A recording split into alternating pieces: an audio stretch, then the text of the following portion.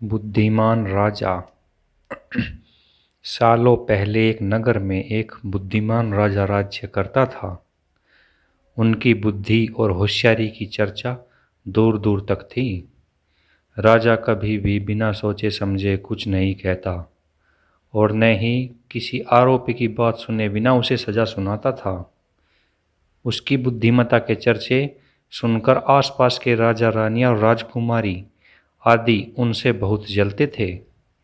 इसी जलन के चलते सभी राजा की बुद्धिमत्ता की परीक्षा लेने के लिए नए नए तरीके अपनाते थे। हर बार राजा दूसरे राज्यों के शासकों द्वारा ली गई परीक्षा में खरा उतरकर खुद को होशियार और योग्य राजा साबित करता था। एक दिन राजा की परीक्षा लेने के लिए एक राजकुमारी आई। उसके हाथों में 2 फूलों की माला थी। दोनों माला में से एक असली फूल से बनी थी और दूसरी नकली से। उन दोनों मालाओं को देखकर उनका ये भेद बिल्कुल पता नहीं चल पाता था। इसी वजह से राजकुमारी ने राजा के सामने दोनों मालाएं रखकर पूछा, हे राजन, अगर आप बुद्धिमान हैं तो बताइए इनमें से कौन सी असली माला है।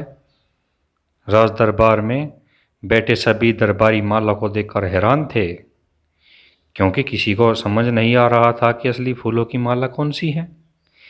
सभी इस सोच में थे कि राजा कैसे बता पाएंगे कि असली फूलों की माला कौन सी है। राजा भी माला को देखकर परेशान होने लगे। उसी वक्त उनके दिमाग में तरकीब आई। उन्होंने तुरंत अपने एक सेवक से कहा, बगीचे की खिड़कियां खोल दो। सेवक ने बगीचे की खिड़की को जैसे ही खोला तो राजा ने देखा कि फूल में बैठी मधुमक्खियां खिड़कियों से राज दरबार में आ रही है।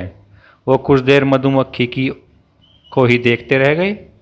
जैसे ही एक आध मधुमक्खी एक फूल की माला में बैठी, वैसे ही राजा ने कहा, अब मैं बता सकता हूँ असली माला कौन सी है। राजा ने तुरंत उस माला की तरफ इशारा किया जिस पर मधुमक्खी बैठ रही थी।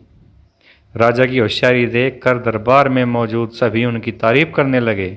सभी कहने लगे कि हर राज्य को आपके जैसा ही बुद्धिमान राजा की जरूरत है। राजकुमारी भी राजा की बुद्धिमत्ता को देखकर खुश हो गई। उसने भी बुद्धिमान राजा की तारीफ में कुछ शब्द कहे और कहा, अपने राज्य की ओर निकल पड़ी। कहानी से सीख क्या मिलती है हमें? अगर व्यक्ति अपनी बुद्धि का इस्तेमाल करे तो हर प्रश्न का सही जवाब तलाश सकता है और हर मुसीबत का हल भी निकाल सकता है।